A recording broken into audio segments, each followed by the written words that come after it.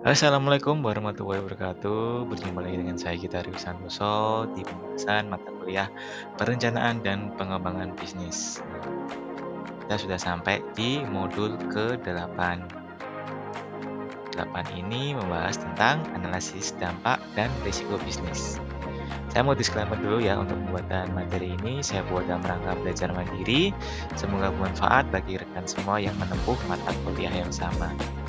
Modul 8, analisis dan dampak risiko bisnis, terdiri dari dua kegiatan belajar. Kegiatan belajar pertama, pengertian dan macam-macam risiko.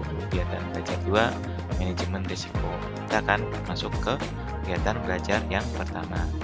Pengertian risiko. Risiko adalah suatu variasi dari hasil yang dapat terjadi selama periode tertentu atau probabilitas sesuatu hasil atau outcome yang berbeda dengan yang diharapkan. Kategori yang meningkatkan risiko disebut hazard. Hazard ada beberapa, ada physical hazard, morally hazard, dan legal hazard.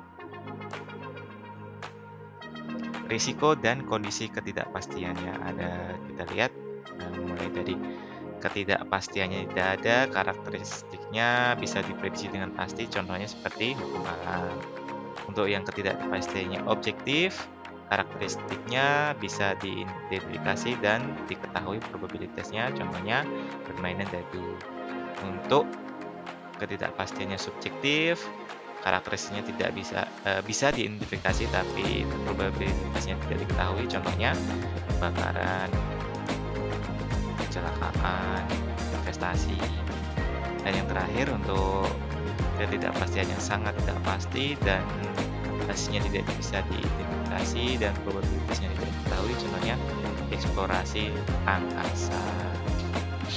Risiko dipengaruhi oleh beberapa hal, antara lain keterbatasan dalam hal sumber daya informasi yang tersedia, kelemahan dalam perencanaan, dan keterbatasan pengetahuan dari si pengambil keputusan.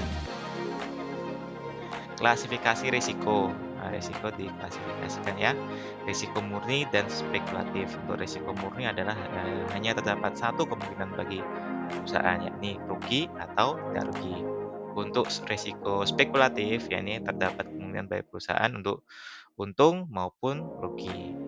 Lanjutnya, untuk risiko sistematis dan tidak sistematis.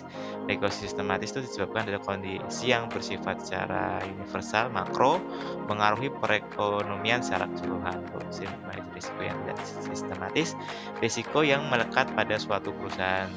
Risiko ini pada dasarnya dapat didapat dengan melakukan diversifikasi aset. Risiko utama dari kegagalan kegiatan usaha. Kegagalan menghasilkan produk dan pelayanan yang dijanjikan, kegagalan berproduksi sesuai jadwal, masalah dengan pemasok dan distributor, kejadian yang terduga dalam bidang politik, ekonomi, sosial, teknologi, lingkungan, ekologi, tren industri yang tidak terduga, kegagalan untuk bertahan dalam persaingan dengan pesaing yang memiliki sumber daya lebih baik, masalah manajemen yang belum teruji dan belum pengalaman, masalah teknologi yang belum teruji dan belum dikembangkan, kesulitan meningkatkan tambahan pembiayaan.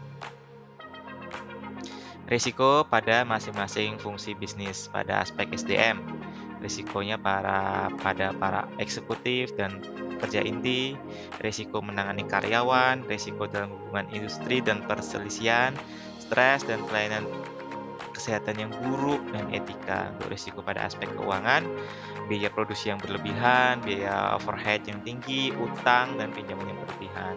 Untuk risiko pada aspek pemasaran, ini adalah masalah pada kebijakan pemerintah, perubahan permintaan di pasar, masalah perang harga, pemalsuan, performance produk yang rendah, promosi yang kurang baik, masalah merek, masalah pengembangan produk, dan masalah distribusi. Lanjut, risiko pada aspek produksi, ada masalah pemasok, kerusakan kualitas, berkurangnya daya saing, dan risiko pada aspek sistem informasi, berapa nilai data Anda di komputer, risiko mobilisasi, meminimalisasi risiko komputerisasi, dan menerapkan kebijakan. Berikut rangkuman untuk kegiatan belajar pertama. Risiko dapat ditafsirkan sebagai bentuk keadaan ketidakpastian tentang suatu keadaan yang akan terjadi nantinya dengan keputusan yang diambil berdasarkan berbagai pertimbangan saat ini. Sedangkan risiko bisnis secara sederhana dapat diartikan suatu keadaan atau faktor yang mungkin memiliki dampak negatif pada operasi atau profitabilitas suatu perusahaan. Kadang-kadang disebut sebagai risiko perusahaan. Risiko bisnis dapat menjadi hasil dari kondisi internal serta beberapa faktor eksternal yang mungkin nyata dalam komunikasi bisnis lebih luas. Pengelompokan risiko secara umum berdasarkan risiko murni dan risiko spekulatif. Risiko murni menunjukkan kemungkinan adanya kerugian pada situasi tertentu dan tidak ada kemungkinan situasi yang menguntungkan. Sedangkan risiko spekulatif memungkinkan adanya kemungkinan menguntungkan dan kemungkinan merugikan. Mengelompokkan risiko dalam dunia bisnis lebih pada risiko yang dapat dikembalikan dan risiko yang tidak dapat dikembalikan. Risiko dalam perusahaan dapat diantisipasi dengan mengenali risiko dari masing-masing bisnis. Sekian materi dari kegiatan belajar 1. Silakan gunakan tes formatif 1 yang ada pada modul.